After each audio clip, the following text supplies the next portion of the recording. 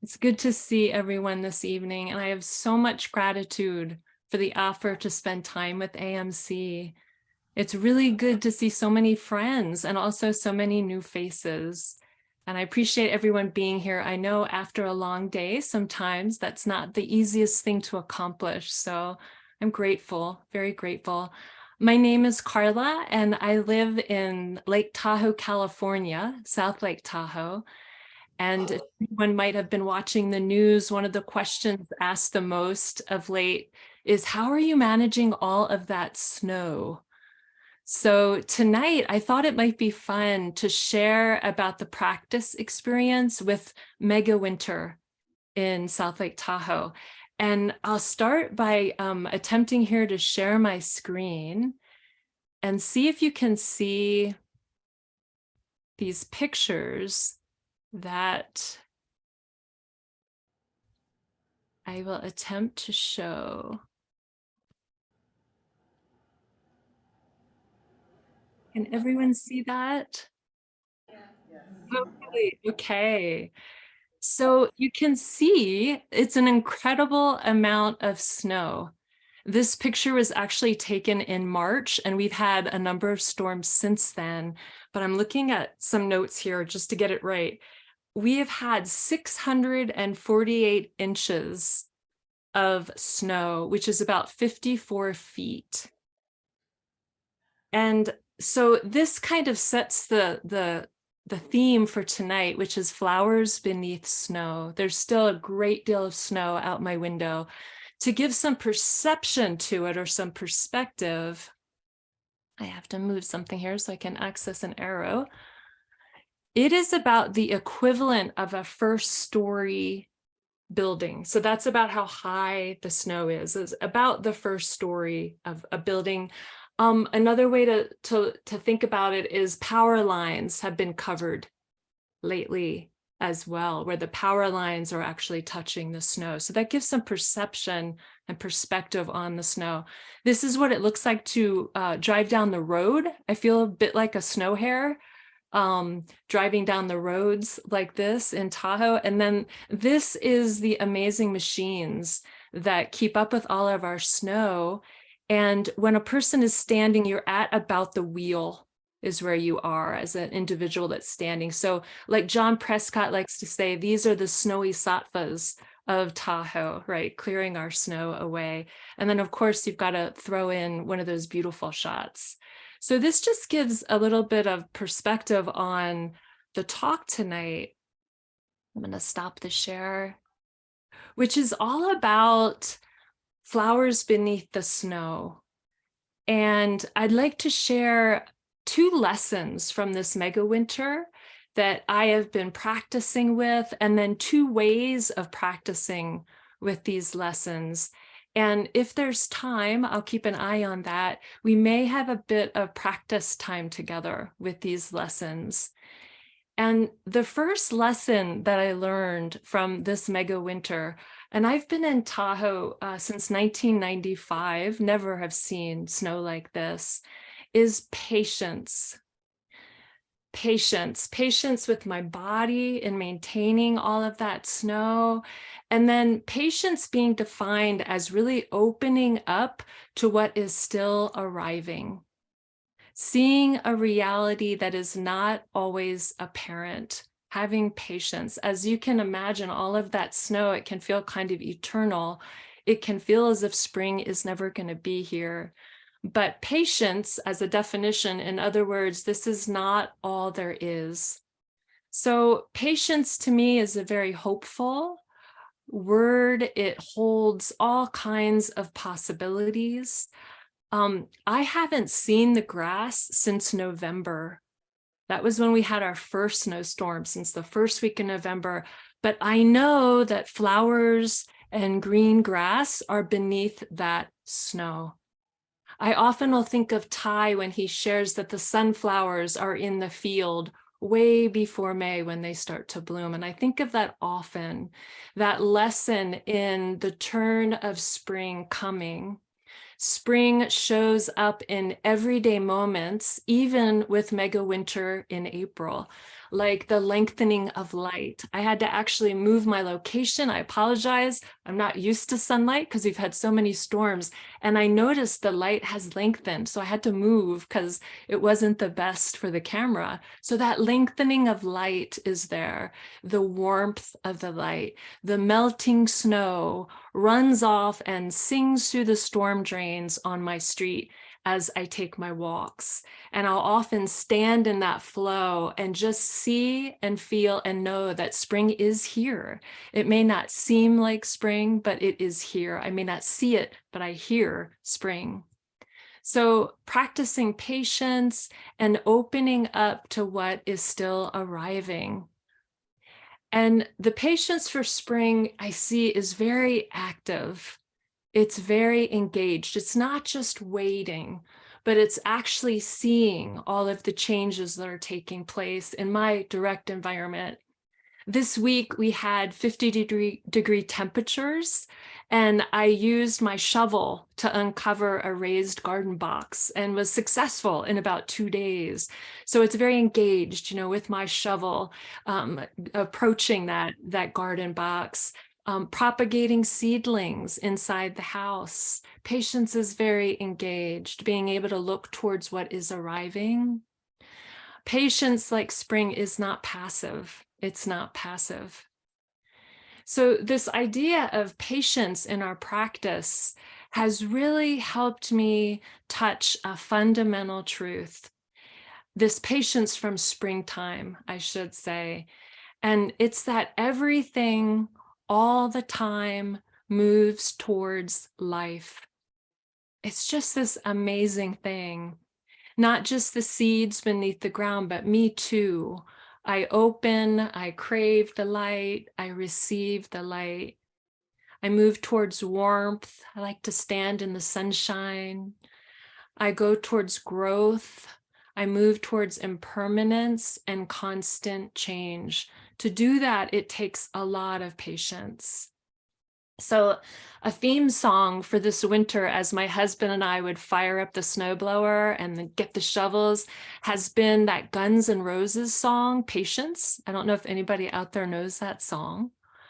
There's a line in there that says, do you know, let's see, what is it again? Let's take it slow. All we need is just a little patience. That's the line. Let's take it slow. I think they say, my dear. And all we need is just a little patience. So what a practice. What a practice. So now it's 5 months later, this lesson of patience, working with that, looking for what is arriving, receiving what is arriving in our practice. And with a snowstorm just like last week, and some of the roofs in Tahoe have not been able to bear the load. Some of you might have seen that on the news. And the lesson of patience has deepened to lesson number 2, which is acceptance. And I've learned to define acceptance of embracing all that is uncertain. And I mean, well, isn't that actually most of life? Most of life is uncertainty, if we're really honest with ourselves. So this idea of acceptance and really embracing what is uncertain. So what is certain after all? What is certain? What can we depend on? And there's one answer I come back to again and again, one thing that is certain. And it's this very precious, present moment. It is the only moment that is real. It is the only moment we have. So what is certain this moment right here? I work really closely with recovery community, and more specifically with family members who are supporting their loved one in recovery from substance abuse. So these two practices of patience and acceptance are a big part of my own direct experience. And in recovery, when I meet a person who has just come through detox, I say very pointedly to them, you are much more than your addiction. In other words, you're not just unmoving and frozen ground, you are also spring. You're a mother, a brother, a sister, a lover. You are everything before your addiction and everything that is to come. So it's the seeing with the eyes of spring. What is still arriving? What is maybe even not yet apparent? So I use acceptance too, to know that giving the body all conditions for sobriety in my work will move in the direction of physical healing, the healing of the mind, the healing of strong emotions, the healing of one's environment will soon follow when we give the body all the conditions it needs for healing. And I think of this in any situation that we may be encountering, any challenge that we may be encountering. When we give our bodies the condition of rest, we know that physical healing comes to the mind, to our emotions, to our environment, to our feeling states. So there's a really big ask with the practice of mindfulness in the work that I do with folks in sobriety, is to embrace this task of cleaning up our life. And that takes a lot of acceptance, and it takes a lot of patience. Even if we don't struggle with addiction, that idea of using mindfulness to really embrace our suffering and our joy does take a lot of patience. It does take a lot of acceptance. So acceptance is a really deep practice. What is certain after all? What a great question. This present moment is certain. The love that's being extended in this community tonight is certain. This peace and this calm of community around us right now, how we might be feeling, that is certain. So this patience and this acceptance have been lessons that this mega winter and emerging spring, those flowers beneath all that snow, I'm waiting to see. I might not see that till June or July is what forecasting is telling us. So how do we practice this patience and acceptance? These are great words. How do we actually practice it? And for me, at the heart of this practice of patience and acceptance have been two questions that I've worked with. And one you might recognize, it's the question, is it true? So anytime we have a challenge, for me, the mega winter, right? Is it true? Ty's wonderful classic invitation to question reality, because it's almost always more than what it appears. So when a challenge appears, training myself to ask this question and answer it, is it true? That's the first question. And the second question is a little bit of a variation on Ty's question. I don't think he would mind. And I say it like this: what else is true? What else is true? So for example, I look out my window and I say, Tahoe is encased in snow. It's been there for 5 months. It's probably going to be that way for a bit. Is this true? Yes. What else is true? Warmer temperatures this week, water for the whole of California, aiding the drought. So is it true that a person struggling, say, with substance abuse, is this true? Yes. So what else is true? This moment of sobriety, a detoxed body, strong intention toward well-being, a community of support, the practice of mindfulness to assist. There is so much more that is true. So both these questions, is it true? What else is true? Cause me to a changing of the habit of my mind to really see what may not be apparent, to really engage and turn towards what is inexhaustible. This present moment, understanding, kindness, compassion, joy, equanimity. Is it true? What else is true? Those two questions. You know, recently I'm supporting a friend who has lost their vision very suddenly, literally overnight. Can you imagine that? And I asked these two questions. Is it true? Yes. He has a rare autoimmune disease that attacked the optic nerves in both his eyes. Yes, it is true. He is blind. What else is true? He has incredible support of family and friends. What else is true? When he first arrived at the emergency room, there was a young ER doctor, very young. He had never seen a condition such as this, but in his gut, he thought it was this rare disease. And he started him on life-saving steroids within minutes of arriving. And he prevented that rare autoimmune disease from attacking the nerves of his heart. So what else is true? His life was saved. What else is true? Just recently, he said to me, he's been a disability counselor for over 30 years. And he said to me, I feel my entire life's work has prepared me for this moment. What else is true? If we come back to this theme of snow, about a week after he arrived home from the hospital, he got a roof leak. Many people have gotten these roof leaks. He convinced his son and his wife to go up on the roof with him and take care of the snow so they could relieve this leak. Can you believe that?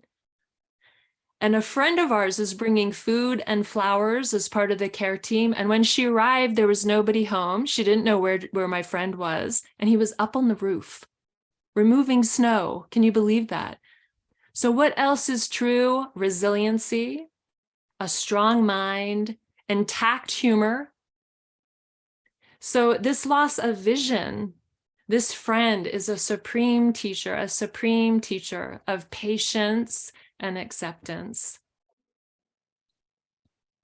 So to close, I'd like to just sit together for just a few minutes in this precious, precious moment and practice patience and acceptance and apply these two questions. Is it true? What else is true? And then there may be a poem after or a song or both. We'll just kind of see what time is. But if you're up for this, maybe I'll begin, if you are okay, with 3 sounds of the bell. And we'll just connect with these two questions. Just a few minutes here. Let me turn on my original sound.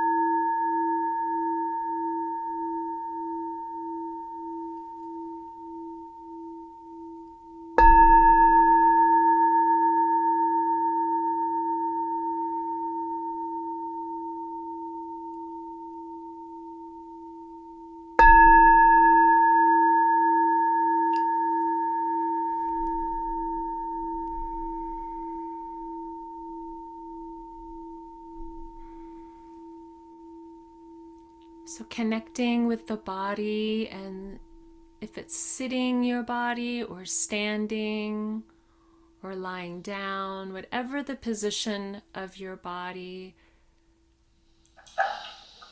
feeling the contact points of the body.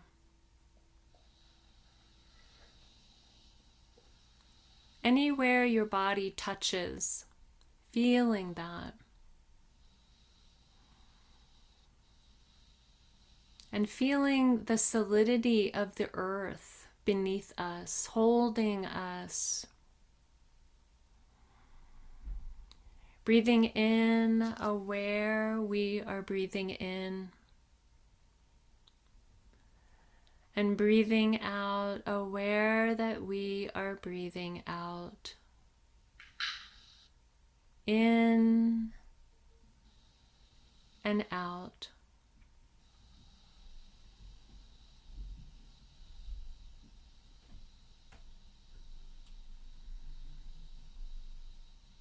And allowing any challenge that you might be presently experiencing just a moment or two to rise.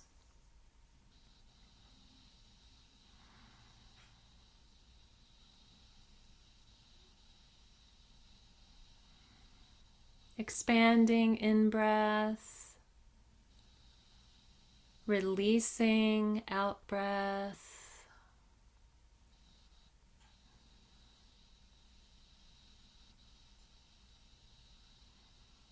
Looking at your challenge, asking this first question of ties, is it true?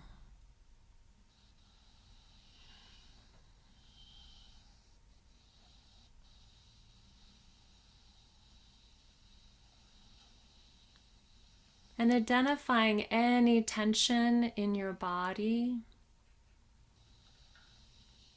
And with that out breath, releasing all tension in the body. Perhaps there's a fuller picture. Is this true?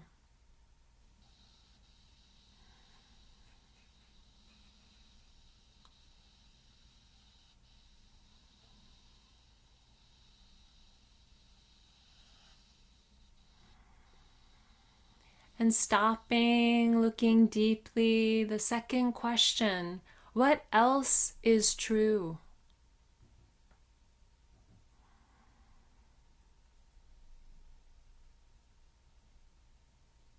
What else is true?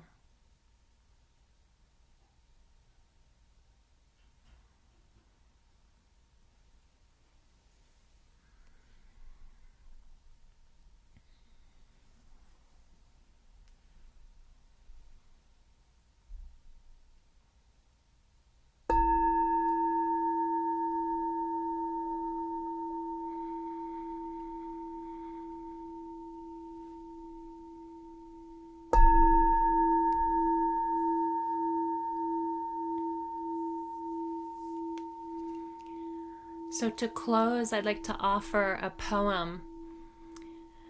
It was written in 2016. It was not a mega winter, but it was a big winter. And this is called Spring Snow.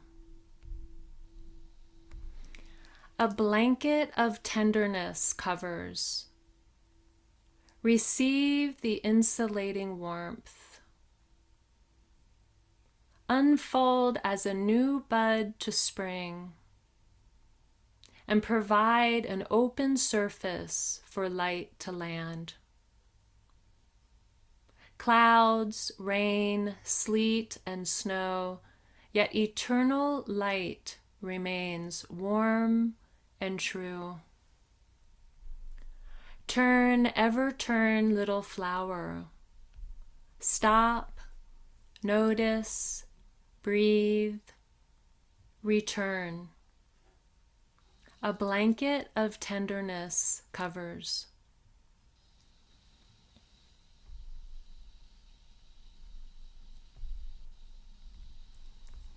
Thank you, dear friends, for your kind attention.